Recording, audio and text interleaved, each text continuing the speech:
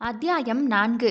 Auditor வெங்கியோ விவேக்கிடம், என்னாச்சு விவேக், உன்னையும் அபூர்வாவையும் நம்பித்தானே பிரஜேஷ் கிட்ட 2 பேரும் வந்து வேலையை முடிச்சு தந்துருவாங்கன்னு சொல்லியிருக்கேன். நீ எதுக்கு இப்போ வேண்டான்னு சொல்கிற? எனக்கு பிரஜேஷ் ரொம்ப முக்கியமான கிளைண்ட். அவங்க அப்பா காலத்திலேருந்தே அவங்களுக்கு நான் தான் எல்லாம் செஞ்சு கொடுக்குறேன். அவங்க அப்பா இங்கே இல்லை, பேரண்ட்ஸ் 2 பேரும் அமெரிக்கா போயிட்டாங்க. அதனால் அவங்களோடதையும் சேர்த்து நம்ம தான் ஆடிட்டிங் பண்ணி கொடுக்கணும். நாளைக்கு 2 பேருமா அங்கே போய் எல்லா வேலையும் முடிச்சு கொடுத்துட்டு வர்றீங்க, அவ்வளவுதான் என்று முடிவாகவே சொல்லிவிட்டார் அவர்.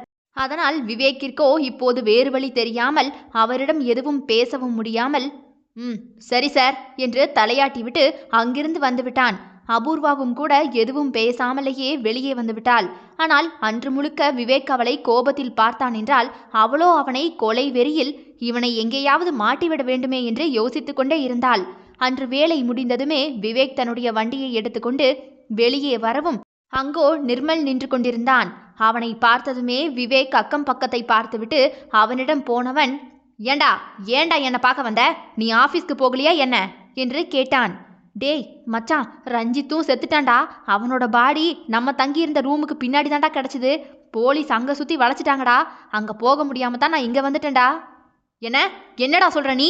ரஞ்சித்தும் செத்துட்டானா என்று அதிர்ந்து போனவன் அவனை அழைத்து கொண்டு ரஞ்சித் திறந்து கிடந்த இடத்திற்கு போனான்.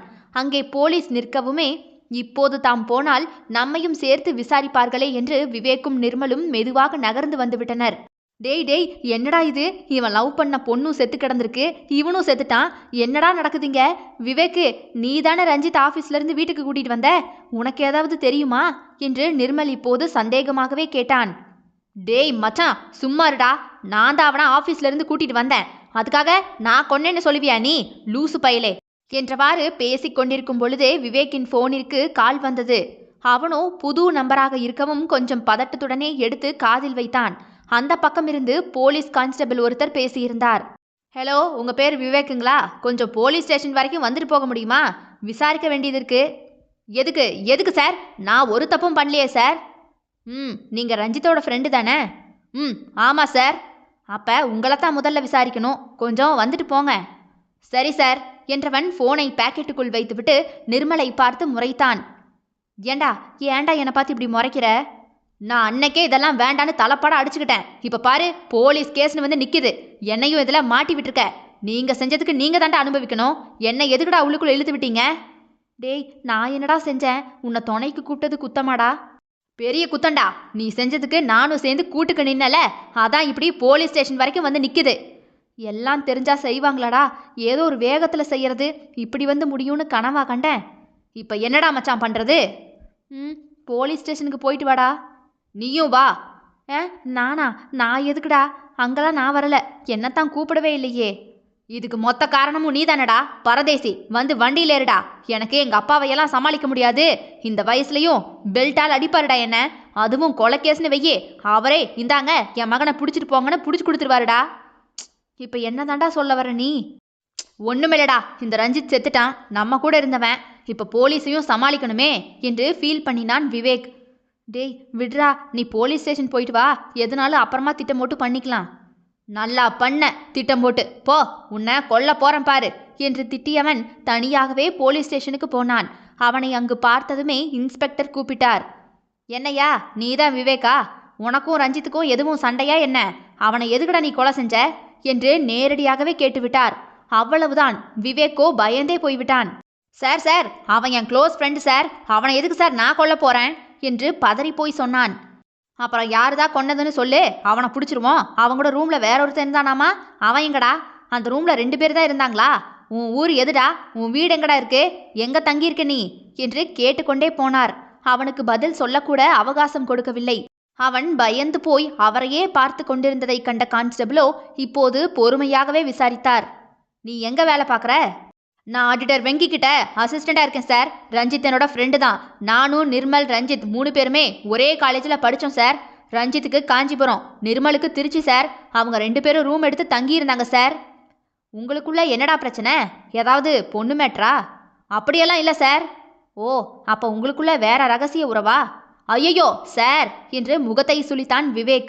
டேய், எல்லாம் எங்களுக்கு தெரியும். உன் இன்னொரு ஃப்ரெண்டு இன்னொருத்தன் இருக்கான்ல, அவனையும் இங்கே கூப்பிடு. உங்கள் 2 பேரையும் தனித்தனியாக விசாரிக்கணும் என்று கோபத்தில் சொன்னார். அவனோ அதை கேட்டுவிட்டு அமைதியாகவே இருந்தான். என்னடா அமைதியா இருக்க? உடனே அவனை ஃபோன் பண்ணி வர சொல்லு.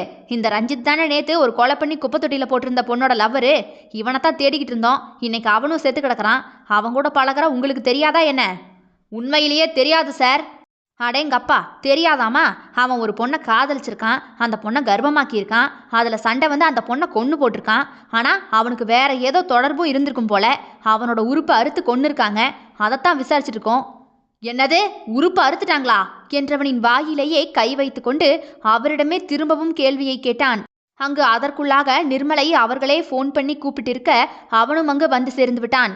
இருவரையமாக வைத்து விசாரித்தார்கள். அதிலேயே 2 பேரும் ஒரு வழியாகிவிட்டார்கள். இதற்கு மேல் முடியாதென்று நினைத்த விவேகோ உடனே வெங்கிக்கும் அவனது அப்பாவுக்கும் ஃபோன் பண்ணி வர சொன்னான். அடுத்த அரை மணி நேரத்திலேயே வெங்கியும் அவனது அப்பா ராஜேந்திரனும் போலீஸ் ஸ்டேஷனுக்குள் வந்தார்கள். ராஜேந்திரனோ ஒரு சூப்பர் மார்க்கெட்டை வைத்து நடத்துகிறார். அம்மா ஆனந்தி ஹவுஸ் ஒய்ஃப் தான். ரொம்பவே அமைதியான குடும்பம். அவனுக்கு ஒரு தங்கை. அவளுக்கும் கல்யாணமாகி சென்னையில் தான் இருக்கிறாள். ராஜேந்திரன் வேகமாக வந்தவரோ விவேக்கை அடிக்க போய்விட்டார். உடனே வெங்கிதான் அவரை பிடித்து இழுத்து அடிக்க விடாமல் தடுத்து நிறுத்தினார். என்ன ராஜேந்திரன், எதுக்கு விவேக் அடிக்க போறீங்க? இப்போ அவன் என்ன தப்பு செஞ்சான்னு அடிக்க நினைக்கிறீங்க? விடுங்க, இந்த பக்கமா வாங்க, நான் என்ன ஏதுன்னு விசாரிக்கிறேன் என்று அவரை தள்ளி நிற்க சொன்னார். உடனே விவேக்கிடம் வந்தவரோ, என்ன விவேக் இதெல்லாம் என்று திட்டியவர் என்ன நடந்தது என்று கேட்டு விசாரித்தார். அப்போது விவேக்கோ நடந்தவற்றையெல்லாம் சொல்லவும், என்னது, அந்த கொலைகார ரஞ்சித்து உன் ஃப்ரெண்டா என்று அதிர்ச்சியாகி போய் கேட்டார். சார், அவன் ஃப்ரெண்டு மட்டும்தான் சார், மற்றபடி கொலை செஞ்சானான்லாம் தெரியாது சார் என்று சொன்னவனோ அவர்களுடைய ஃப்ரெண்டு தான் என்பதை அழுத்தமாகவே சொன்னான். அதற்கு பிறகு விவேக்கை பற்றி நன்றாக தெரியும் என்பதால் வெங்கியே போலீசிடம் பேசி அவனையும் நிர்மலையும் அங்கிருந்து கூட்டிக் கொண்டு வந்தார். ஏற்கனவே விவேக்கிற்கும் கொலை செய்யப்பட்ட பெண்ணிற்கும் வேறு எந்த சம்பந்தமும் இல்லை என்பது விசாரிக்கும் பொழுதே தெரிந்ததால் அவர்களை சும்மா விட்டு விட்டார்கள். விவேக்கும் நிர்மலும் வெளியே வந்ததுமே வெங்கி அவர்களிடம் கோபப்பட்டார். என்ன விவேக், நீ காலையிலேயே என் ஃப்ரெண்டோட பொண்ணை கொலை பண்ணிட்டாங்கன்னு சொன்னல, அப்பவே நீ ரஞ்சித்தை பத்தி சொல்லியிருக்கலாம்ல.